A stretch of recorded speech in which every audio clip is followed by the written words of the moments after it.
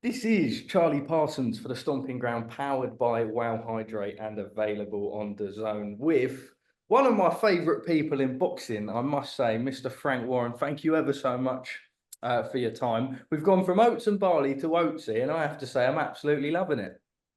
Yeah, well, good for you, my son. As long as you don't start calling your Weetabix, you're all right. Nearly spat me water out, Frank. How's things? You're back in the UK, crazy Yeah, in the kingdom. yeah. It was quite a hectic week in more ways than one, but it was enjoyable, and the fight card was brilliant. You know, it's great fights, superb main event, and yeah, that's what boxing's all about. That's what boxing's all about. I suppose let's just initially recap. Now, obviously, Oscar did an interview with you post-fight. We watched, as you guys did, the DAZN coverage. I spoke to Eddie. Eddie said it was a disgrace. The judge needs to be sacked. Now, as the days have gone on a little bit, I know Eddie himself has gone, okay, maybe it was a little bit reactionary. People have watched it back, seen that it was a closer fight than people suggest. I'll be honest, I still think it was somewhat comfortable to Bivol, but look, that's boxing, right? A lot of opinions. What's your reflection now, a little bit of time's passed? I've watched it back, and I thought it was a close fight, but I thought that he'd done enough to win it, Bivol. But it was a close fight. There's no doubt about that. No argument And to it that. deserves a rematch, and I hope the rematch will happen. I know that the meeting took place on Sunday. We'd left by then, and I hope that I hope it's going to happen because it was a quality fight. You know, two of the best, well, the two best light heavyweights out there battled it out. I mean, it was a fabulous fight, and it lived up to all expectations. Well, I suppose off the back of that, I spoke to His Excellency Turki Al-Sheikh straight after the fight, managed to get 2 minutes reaction with him. He said that, and fair play to him coming out and say that, he said that he had Bivol by 2 rounds, but the first thing on his mind was to make that rematch. I suppose everything that goes on in the kingdom, whether it be judges, properties or not, the fact is with someone like His Excellency involved, we know that there'll be a pathway to see it again. Well, I hope so. I mean, I had it 2 rounds. I thought 1 or 2 rounds. But it was a close fight, and you know, let's hope it can be part of the the Riyadh season before the season ends. So it'd be really good to get that fight over the line, and I'm sure we'd all like to see it again. Frank, I'm sure you're a man who can appreciate a brilliant story. Liam Cameron is certainly someone who has that. You've now signed him to Queensbury off the back of Saturday night. I believe this is the first full-time promotional deal that Liam Cameron's ever had.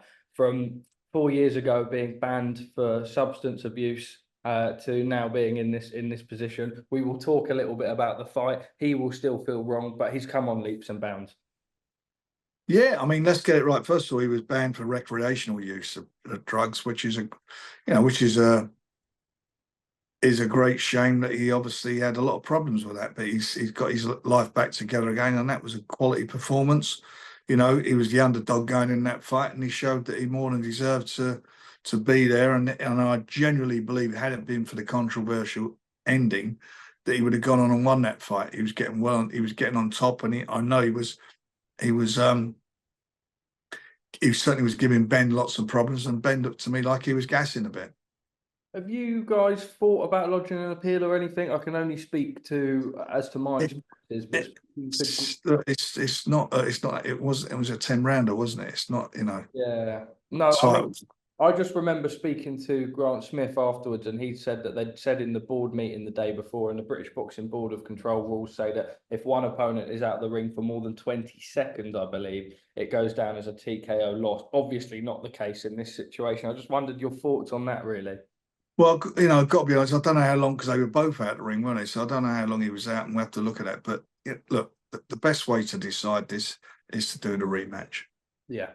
Goes without saying. And I think, and I've got to be honest, Ben's got to do that rematch, because a lot of people have had their views about the fight. And if he wants to be considered to be, a true contender and a fight moving forward, he's got to get back in the ring with Liam. And the best man will win. It's come out that he's got a sprained ankle, and he's going to have to go through some form of physiotherapy, but they're looking to get him back out in the ring soon. I mean, just off the back of that, someone taking a photo of his ankle at the airport, and apparently he smashed their phone. I mean, what do you make of it all, Frank? What do I make of it all? Look, whatever, if he's out, he's out, but he won't be out for the rest of his life, will he? When he's ready to fight, let's make the rematch. It's really simple as that. I don't know what happened at the airport. People do things happen. That's their business. The business we're in is making a fight, and we're representing Liam now. So we will, if he don't fight Liam, we will be using that as a marketing tool for Liam. Liam would be the man that the Olympic medalist won't fight. Look, obviously it's a bit of a difficult one, I suppose, because we're not boxers ourselves. But a lot of people are saying he looked for a way out in there. Is that still the sort of the feeling that you have?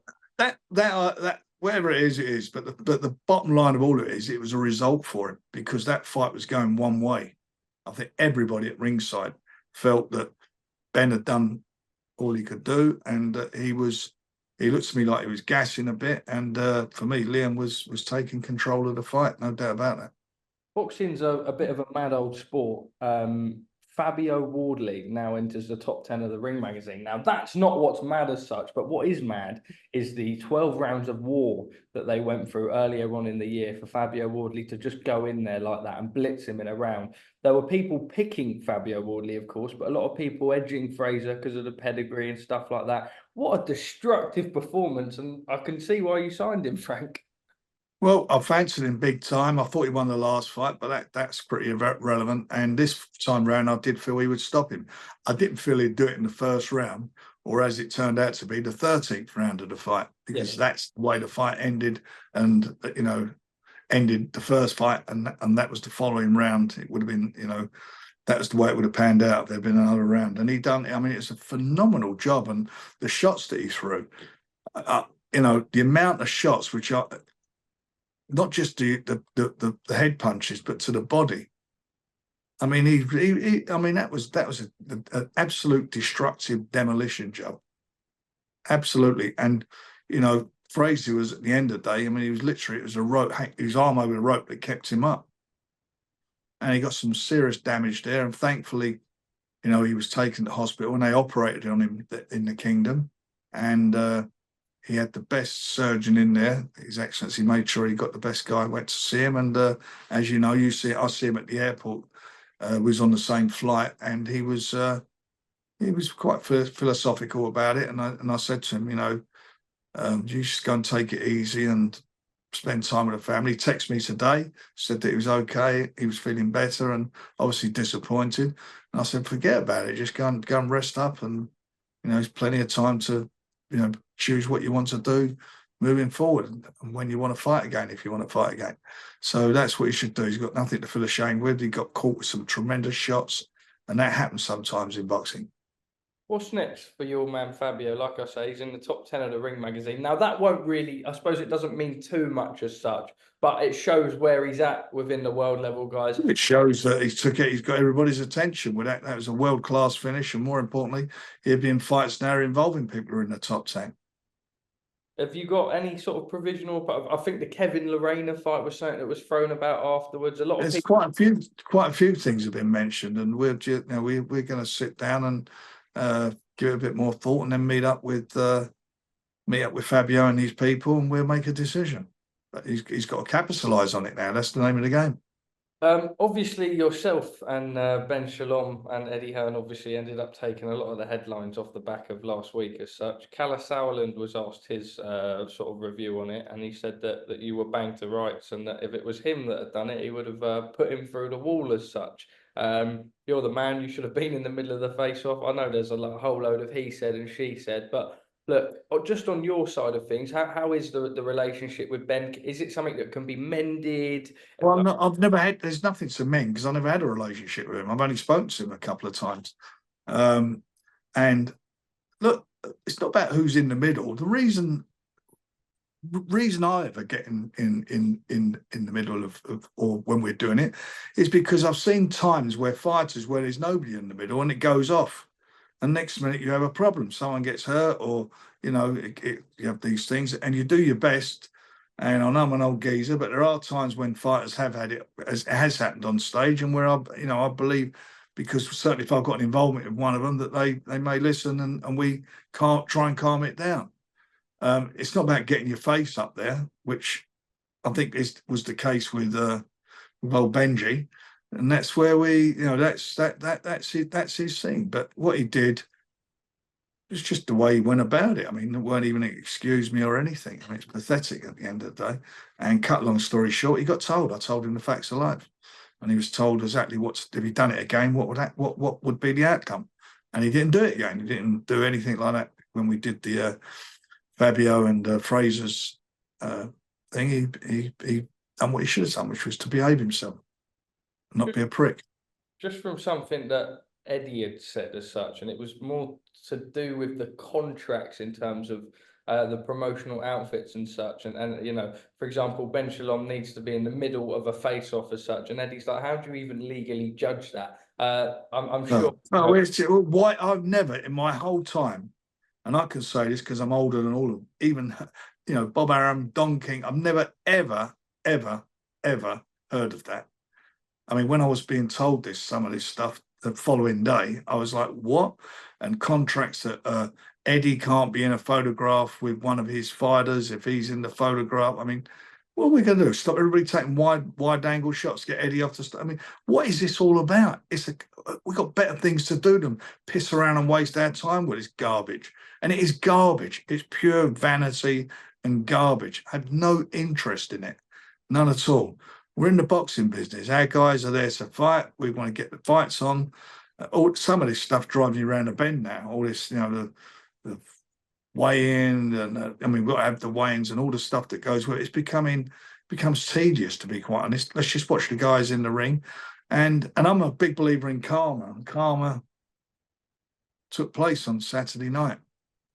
His guy, you know, two of his guys, you know, like one lost the fight and the other one has lost his reputation, as far as a lot of fans are concerned. Out of curiosity, I know legal letters are something that get pinged about quite frequently in the business, and lawyers work behind the scenes relentlessly. It was something that I saw Oscar, my colleague, and Eddie joke about. Is, you know, is that even something? Are there grounds to sue on in terms of if you're not in the middle of a face-off or something like that? Well, how do you determine how you're in the middle? What if the cameraman takes it from the other side, you know, from an angle? Not every camera is bang in front of you. There's a load of cameramen. You know, it's just this. Who even wants to go there with crap like that? I mean, come on, Jesus Christ! I mean, you know, this is pathetic. And that, you know, the tone was set for all the problems. He is the architect of his own problems, because he set the tone. That thing with Eubank, when he was insulting all the promoters, including myself, at the press conference, that was set up. His man, who was there, what's his name? That Maz guy, the guy who's in the cricket scandal. He asked AD to ask that question, and AD naively didn't know. He told me, you know, he told everybody he didn't understand. He said, "Can you ask why he signed with Boxer?"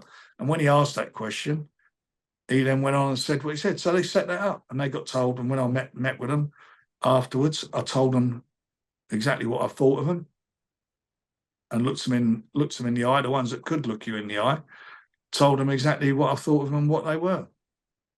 I suppose I was going to say a lighter note, just a different note. Has something happened over the course of the last, I don't know, week to 10 days or so to make you want to look for other opponents for Daniel Dubois that's not the Anthony Joshua rematch? Are you just preparing for all bases? We're looking at all options at the moment, and you know, it's a bit of a wait. Yeah, we've got plenty of time. He won't fight till February, but I would like to get it in place within the next sort of 2 weeks latest. Do you think it will be Anthony Joshua? That'd be up to whoever he wants to do it. Do you think he does? I don't know. You have to ask. They say they wanted to, so we'll see. Okay. He said like all fighters say immediately after a fight he wanted a rematch. We'll see. I suppose from a lot of fans' point of view, they could see why AJ would stick around for the December 21st, right? I've almost been saying in my line of questioning that, and you may have a different opinion to myself, but if AJ was to lose by knockout loss to Daniel Dubois again, to me, it's almost a little bit like, where'd you go? The Fury fight may be there, but off the back of 2 knockout defeats. I mean, do you share a similar view? Well, I think Tyson will win the fight. And AJ will need to get a win before he fights Tyson, because if that were the case, because obviously he can't go in off of a loss. Yeah, okay. Oh, well, on that topic, less than 10 weeks away from Usyk Fury 2. Steve Bunce, I think, saw him in Liverpool and said it looked like he was fighting ready. I saw him the week before, had a brief funny interview. You never know quite exactly what Tyson you're going to get in this instance. I won't even repeat what he said to me, Frank, because it's a bit rude to be sharing with you over Zoom. But he seems in good spirits. And do you believe the big man's going to do it and ready to go in 10 weeks? He is. A couple of times I've spoken with him. He's in very good place at the moment. He looks really well. He goes into training camp probably 10, 12 days time. So he's ready and up for it, and he wants it. He wants it badly to fight. He's not stopped talking about it, and he believes that he'll reverse that decision. What have you realised the most over the course of the last 12 months? I was speaking to Conor Benn, and he said how much your relationship had come on with him as such. And I suppose that speaks for everything in the sport altogether, yourself and Eddie. Well, I never had a relationship with him. I don't think I hardly ever spoke with him. And obviously, I know his dad. People take things back and forth online, don't they? They'll see a headline and. Well, as you say, it's the back and forth thing.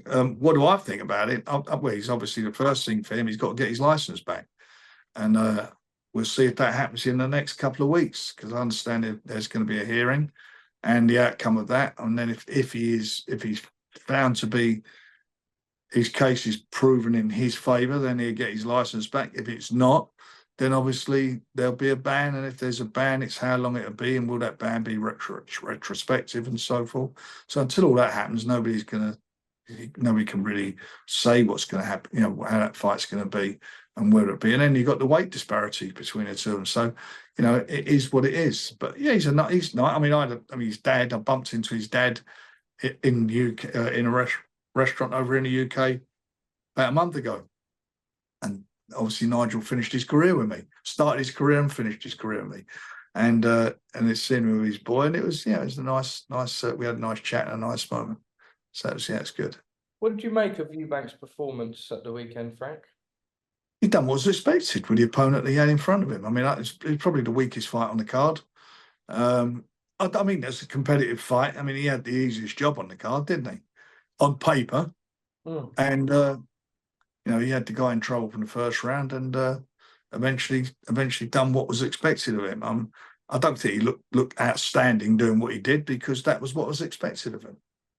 You can only gauge where he's going to be about when he's up against somebody who is a live fighter.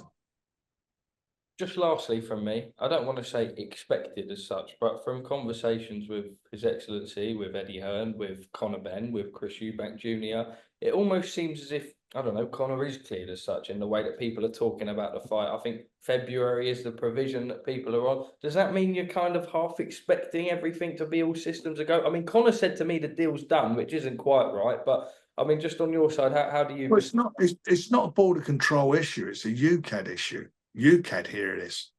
So I don't know anybody on UCAD, so I don't know I don't know about any of that at the moment. And we'll see. But they will have the hearing, and whatever it's going to be, it's going to be. If he's cleared, it shouldn't be a problem. If he's banned, but the ban is retrospective and it ends before a proposed date, then it's not a problem. Frank, thank you ever so much for your time. I know you've got a show. Pleasure, young man. Friday. What have you got on in the meantime? What's a day in the life of Frank Warren look like this week? Trying to get some kip. Yeah, don't blame you, mate. Me too. What's the day like? Well, I'm going out tonight. I'm going to see Dave Gilmore at the Albert Hall. So I'm looking forward to that. Yeah, going to see that tonight. Tomorrow I've got a lunch.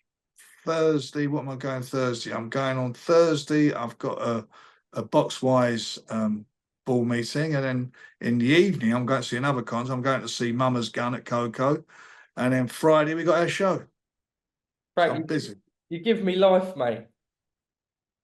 Absolutely. I mean, listen, the good thing about it is I've got Dennis McCann coming around me. He's got a set of jump leads which he puts on me and keeps me going. him and Nick Ball. I've got him and Nick Ball in tow. They stick them jump leads on, boys, and gets me up and running. I'll tell you what, with my Barnet, I feel like I'm in that crew a little bit. Frank, thank you very much, mate. Sure we'll catch up soon, and enjoy the rest of your week, mate. Oh, also, on you, I'm not an Arsenal fan, but I'd love to come and interview you in that box one day. Okay, we'll sort that out. Who's your team again? Nottingham Forest. No, I'm a Southampton fan. You've done us the Oh, other you week. missed the game, didn't I you? You should have come know. along. I Never mind. know. I'll have to be Hey, at mate. Liverpool for one. Oh, we'll sort one out. You better grow your hair first, otherwise I think you're a hooligan. I think you're a football hooligan. Oh, Frank, you're a legend. Thank you very much for your time, See you mate. later.